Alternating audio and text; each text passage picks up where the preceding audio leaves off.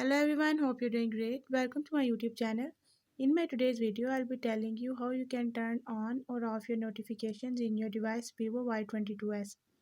So if you want to turn your notifications off or on, you can do it by following the few steps which I'll be telling you in my today's video. But before we start the video, if you're new to my channel, don't forget to subscribe or press the bell icon so you won't miss any of my updates. Now watch this complete video and you will learn how you can turn on or off notifications.